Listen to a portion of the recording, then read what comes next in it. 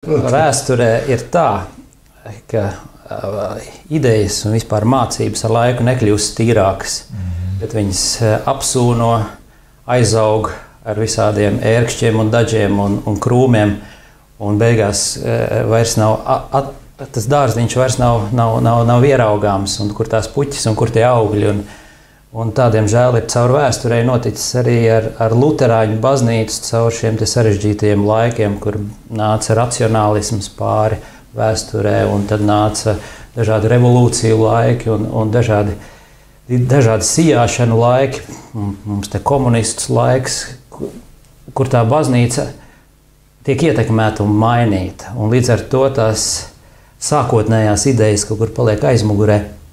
Un ja man no savām pozīcijām jārunā, tad es piedaru konfesionāli luteriskajai baznīcai, un konfesionāli luteriskā baznīca savā veidā ir tā vecluteriskā baznīca, kas cenšas atgriezties pie saknēm, pie pirmsākumiem, pie lasīt Luteru, viņa teoloģiju iedzīvināt, viņa teoloģiju sludināt no kanceles, kā mēs saprotam Dievu vārdu tīrā evaņģēlija gaismā. Jūs daudz esat Latvijā un pasaulē? Mēs esam kāds pustūkstots cilvēku dažādās draudzēs Rīgā, Jelgavā, Ozolniekos, Ķekavā. Tādas nelielas draudzītes, kas mēģina turēties pie šiem te pirmsākumiem. Un no vienas puses mēs neesam seni tajā organizatoriskajā ziņā, bet idejiskā ziņā mēs gribam pretendēt uz to, ka mēs sekojam tam reformācijas evaņģēliem. Jā, interesanti, varbūt pastāst, kādas ir tās atšķirības šai konfesionāli luteriskai baznīcai Latvijā, tās īpatnības, kas ir pamata principi, tad var arī saprast, kur tas senums slēpjas. Jā.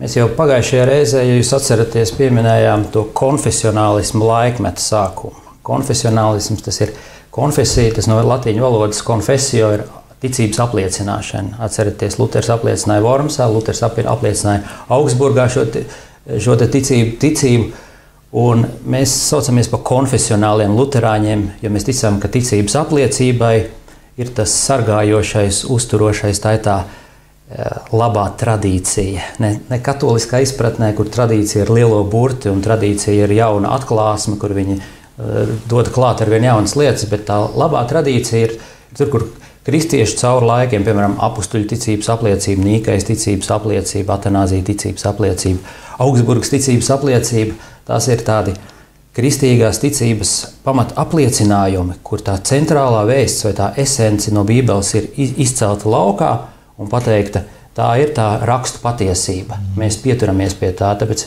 mēs visi ir kā sekojam Bībelē, bet tomēr tās atšķirības aiziet dažādos virzienos, tāpēc vajag kaut kādu normatīvu dokumentu vai normatīvu apliecību, kas pateiks, kas ir dievišķā patiesība no rakstiem un kas nav. Kā tu ir Luterāņu baznīcā, anabaptistiem bija arī ticības apliecība, bet viņiem bija tāds informatīva, vai jums ir tā kā, jums, bet pēc Lutera laikā tās konfesijas viņas bija likuma formā, kāda viņām bija attiecības ar to administratīvo daļu, arī ar Bībeli kādā veidā, kurš ir svarīgāks? Svarīgāk katrā ziņā ir Bībele. Tā norma, tā pati galvenā norma ir, protams, Bībele. Tas ir dievišķais avots, skaidrais avots, tīrais Dieva vārds.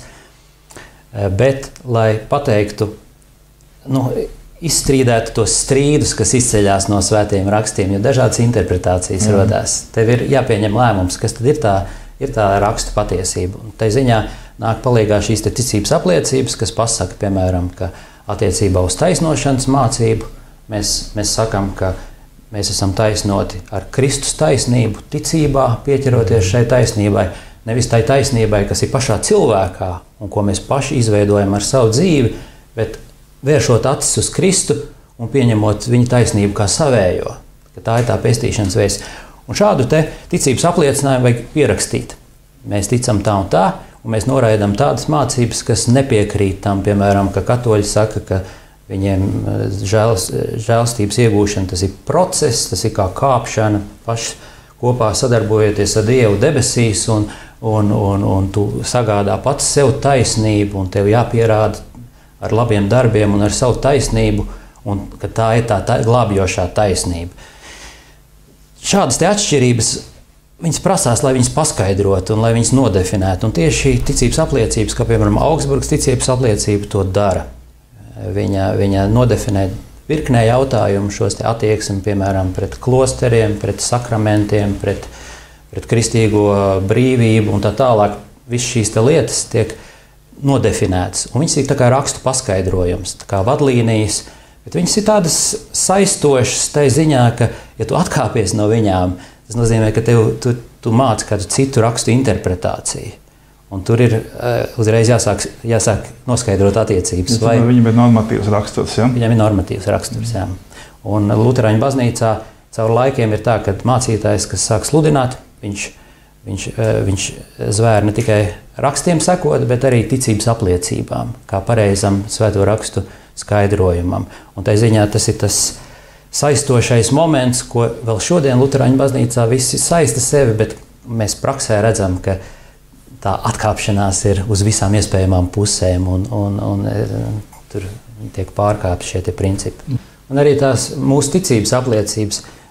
Cilvēkiem liekas, ka ticības tie ir kaut kādi likumi. Tagad mums jāsako kaut kādi normatīvi dokumenti, kas mūs ierobežos un kas mums mācīs, kā dzīvot. Visa vienprātības grāmatas doma ir nosargāt šo evaņģēliju un paturēt to kā tādu brīvības karogu. Evaņģēlijs ir brīvības vēsts. Un viņš saka, mēs mēģinām pasargāt no visiem maldiem un visām maldībām, kā cilvēki aiziet neceļos. Un mēs mēģinām parādīt, kas ir tas šaurais ceļš, un mēģinām pacelt šo brīvības karogu, lai viņš tiek augstu turēts un lai visi cilvēki viņu var redzēt.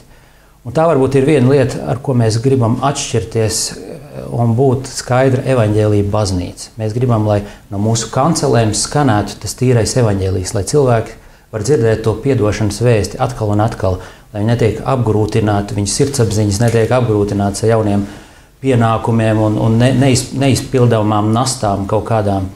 Bet Uģis, šodien ir modē atgriezties pie bauslības, pie vecās derības, Jā. Un celt augšā visus tos vecos noteikumus dēļ, kā Kristus ir miris un sacījis, es esmu to piepildījis. Jā. Un no vienas puses cilvēks var saprast, ka šajos haosa laikos, kad ir tāda nelikumība un bezdievība valda, ka cilvēki grib kaut kādu kārtību iedibināt.